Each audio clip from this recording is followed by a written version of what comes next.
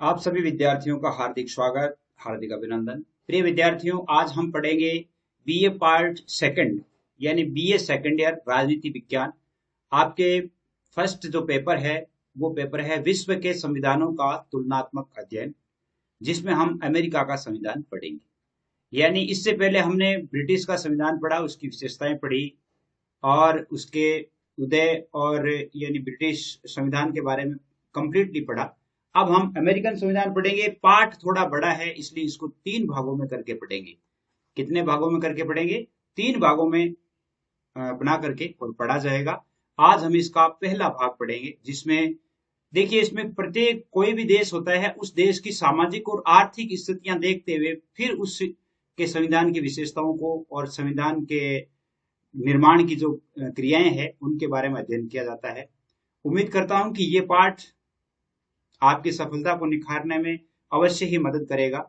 इसलिए पाठ को अच्छी तरह से देखें, ध्यानपूर्वक अपनी कॉपी में उतार लें और चैनल यदि अच्छा लगता है तो सब्सक्राइब जरूर कीजिएगा।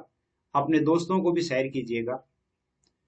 आपके लिए टेलीग्राम चैनल का लिंक है वो बना दिया गया है, और टेलीग्राम पर आप वैसे भी यदि आप सर्च करके भी टेलीग्राम को ज्वाइन कर सकते हैं। और सर्च करने का जो नाम है उसका नाम है आपके यानी कॉलेज क्लासेज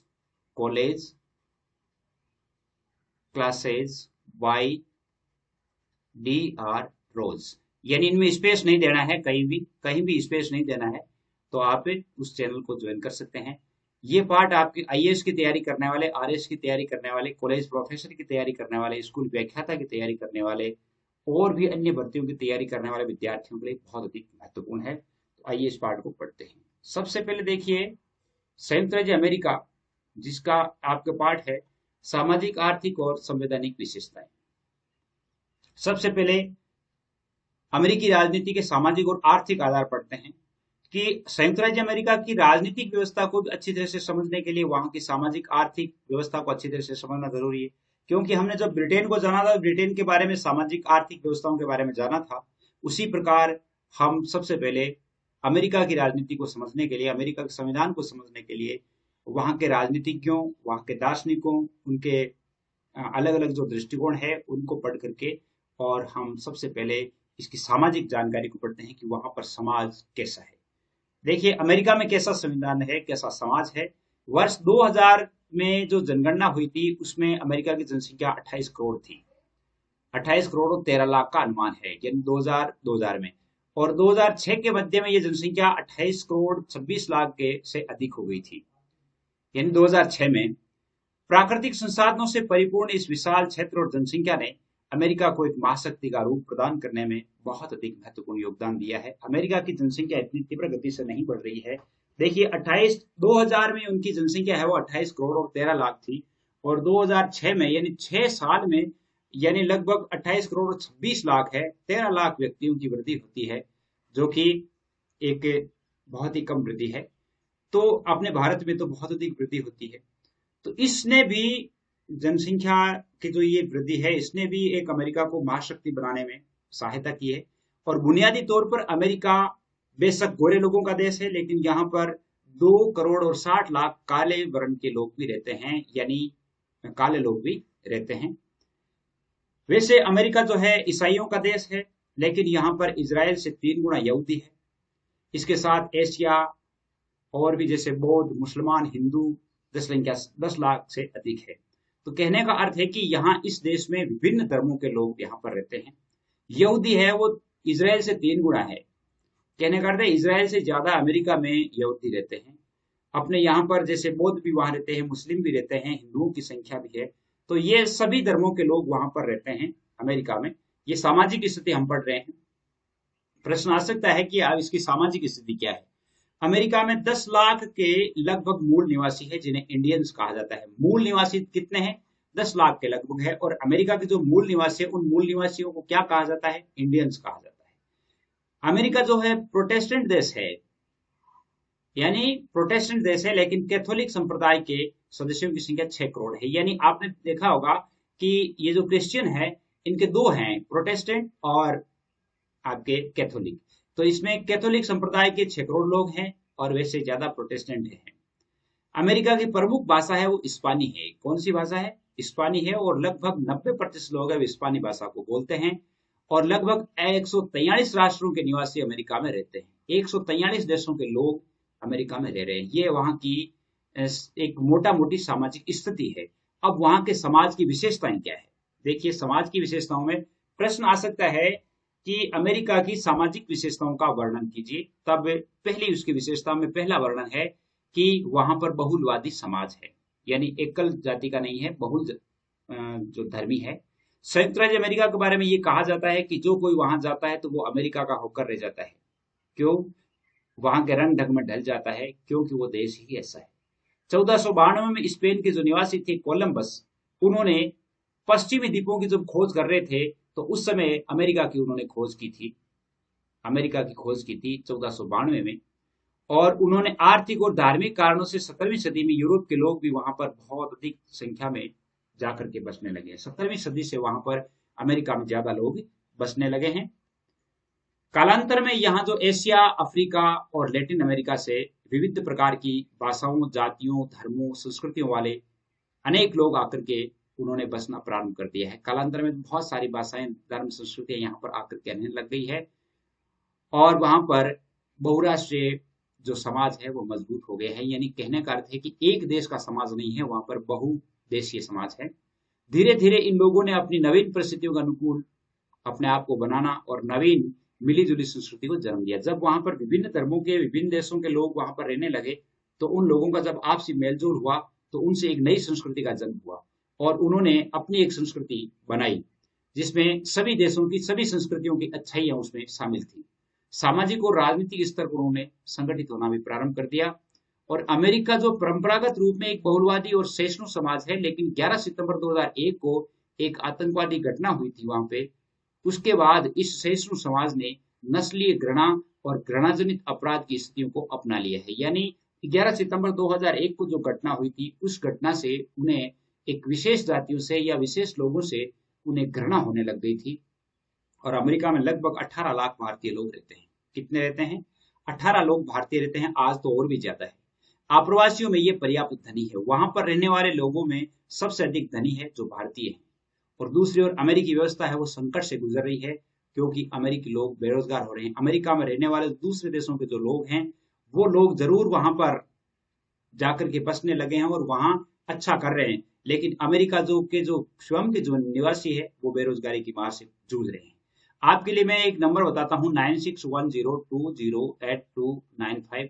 ये जो नंबर है, वैसे आपको ग्रुप में ऐड होने की जरूरत ही नहीं है, क्योंकि अब आपके लिए टेलीग्राम चैनल मैंने आपको लिंक बता दिया है, वहां पर ऐड हो सकते हैं। और भी यदि मान लो कोई पार्ट का लिंक आपको प्राप्त नहीं होता है तो आपको लेना है। वैसे सारे लिंक है वो हर एक वीडियो के डिस्क्रिप्शन में दिया होता है, वहां से आप देख सकते हैं। दूसरे, वहां के समाज की व्यवस्था है कि धर्मनिरपेक्ष राज्य है। संयुक्त राज्य अमेरिका एक धर्मनिरपेक्ष राज्य है, यानी ये किसी विशेष धर्म को तवज्जो नहीं देता है। संविधान के प्रथम संशोधन में ये बात बता दी गई थी कि अमेरिकी कांग्रेस धर्म संबंधी कोई कानून नहीं बनाएगी और न ही व्यक्ति की कोई धार्मिक बाधा उत्पन्न करेगी। वहां का जो जब संविधान बना था, संविधान में उन्होंने ये बात कही थी। और संयुक्त राज्य अमेरिका में अनेक धर्मों के अनुयायी निवास करते हैं। यहाँ 3 लाख से अधिक चर्च हैं। 3 लाख से ज्यादा चर्च है, मंदिर भी है, मस्जिद भी है। यानी कहने का अर्थ यह है कि गुरुद्वारा है। वहां पर विभिन्न धर्मों की आस्था से संबंधित जितने भी बिल्डिंग्स होनी चाहिए, ऑल आर अवेलेबल देयर। तो वो सारे के सारे वहां पर उपलब्ध हैं। वहां के समाज में आध्यात्मिक मूल्यों का कोई विशेष स्थान नहीं है। वहां के लोग भौतिकवादी ज्यादा है। आध्यात्मिक कम है, भौतिकवादी ज्यादा है। अधिकांश लोग वो धन के पीछे दौड़ते हैं। अब तीसरी वहां की व्यवस्था है शिक्षा का व्यापक प्रसार है। वहां पर शिक्षा की अच्छी व्यवस्था है, क्योंकि सारा समाज है वो शिक्षित समाज है और यहाँ अधिकांश लोग पढ़े लिखे हैं। सरकार शिक्षा के व्यापक प्रसार के लिए प्रयत्न भी करती है। यहाँ पर उच्चतर माध्यमिक स्तर तक की जो शिक्षाएं हैं वो निःशुल्क और अनिवार्य भी है और निःशुल्क है। वहां पर अब तो अपने भारत में भी निःशुल्क है। अमेरिका में शिक्षा से संबंधित कोई राष्ट्रीय नीति नहीं है। शिक्षा की योजना विभिन्न राज्यों द्वारा अपनी अपनी आवश्यकता के अनुसार बनाई और लागू की जाती है। अमेरिका में सरकारी और निजी 2 प्रकार के विद्यालय हैं। निजी क्षेत्र में शिक्षा सरकारी क्षेत्र की अपेक्षा महंगी है, जो हर जगह होता है। यहाँ उच्च शिक्षा के लिए भी अनेक संस्थाएं हैं, परंतु उच्च शिक्षा भी महंगी है। शिक्षा के व्यापक प्रसार के कारण अमेरिका के लोग राजनीतिक दृष्टि से जागरूक है, क्योंकि वो लोग ज्यादा शिक्षित है, तो शिक्षित लोग होते हैं वो जागरूक होते ही हैं। ये विवेक सम्मत निर्णय लेते हैं और अमूर्त धारणाओं में कोई विश्वास नहीं रखते हैं। यानी कहने का अर्थ है कि वो अंधविश्वास में अंधविश्वासी नहीं है। कोई भी काम जो करते हैं तो पहले उसे चिंतन करके परख करके सही होता है तो ही करते हैं।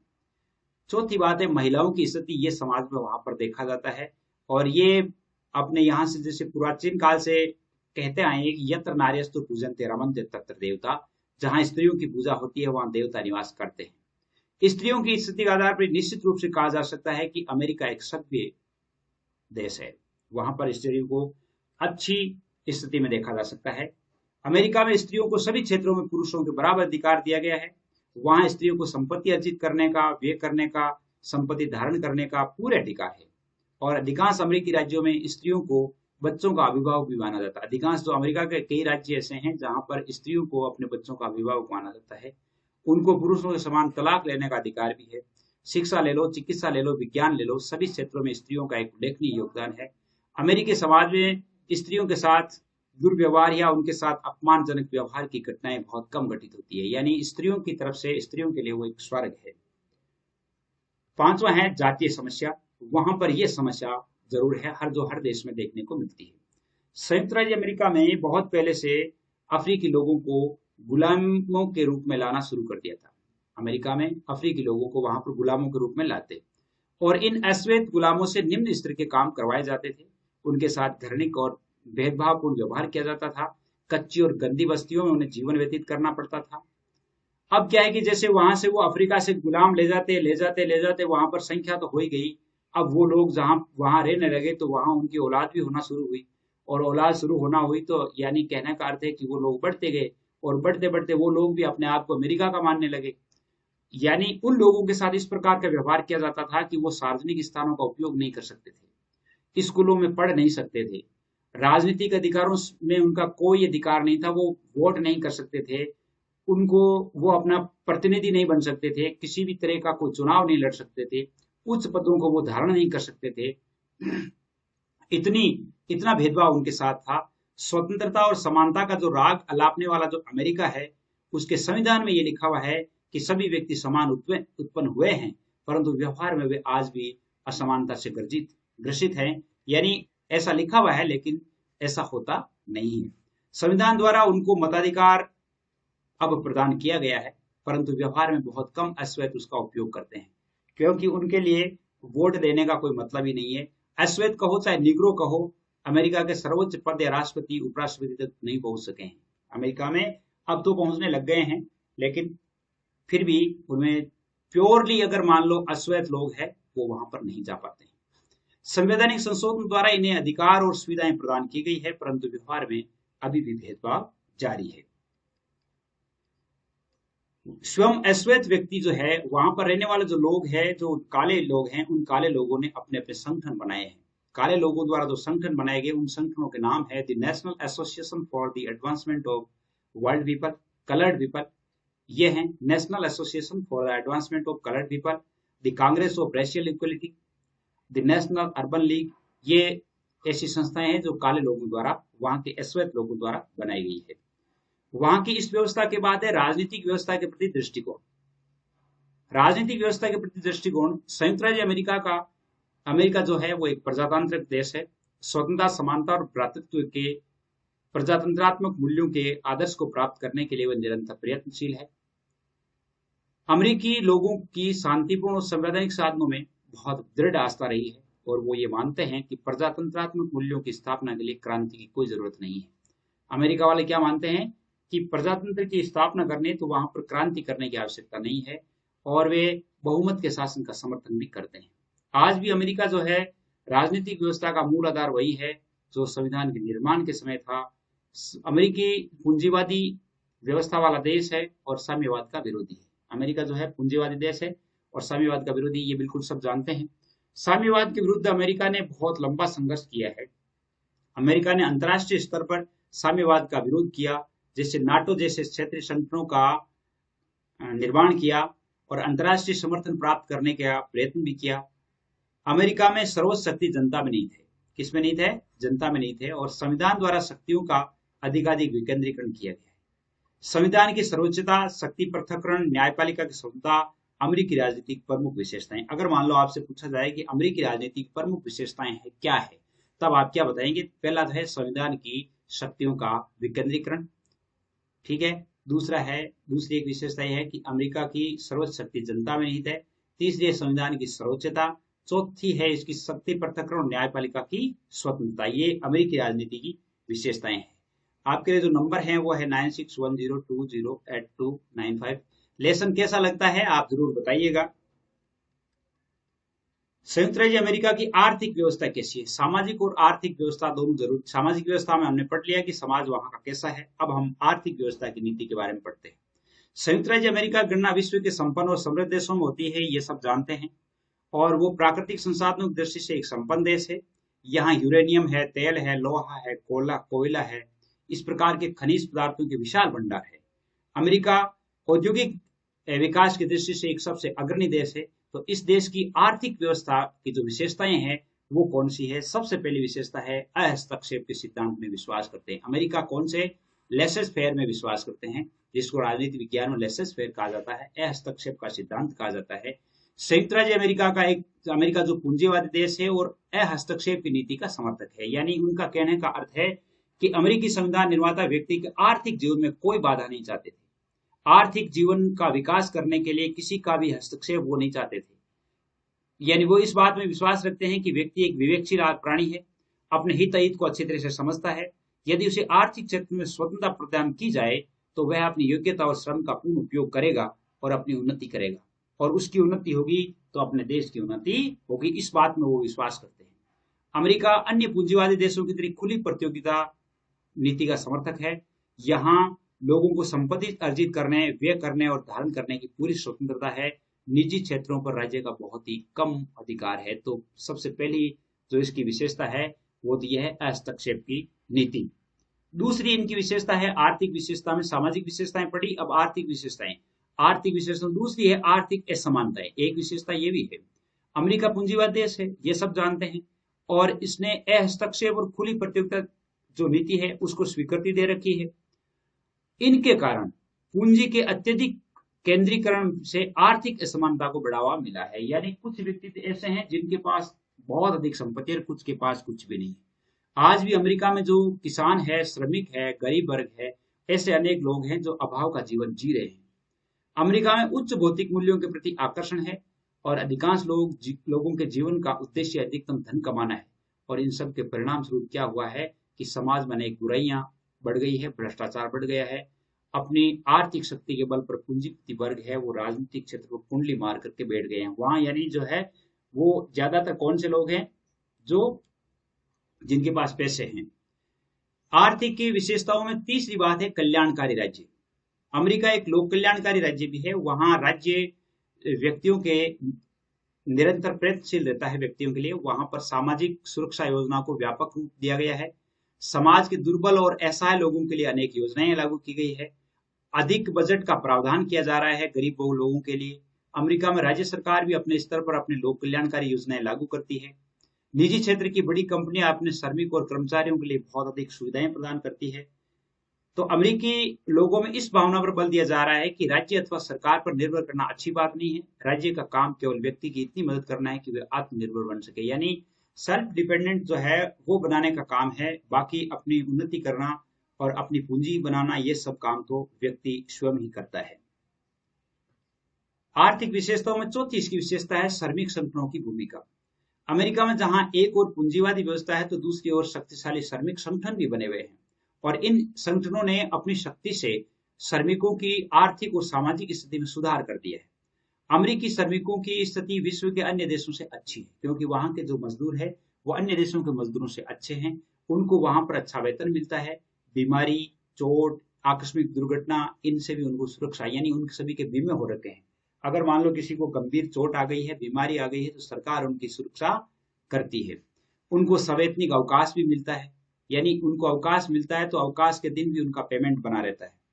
और वे अपने व्यक्तित्व के विकास से तो अनेक प्रकार की सुविधाएं भी प्राप्त करते हैं।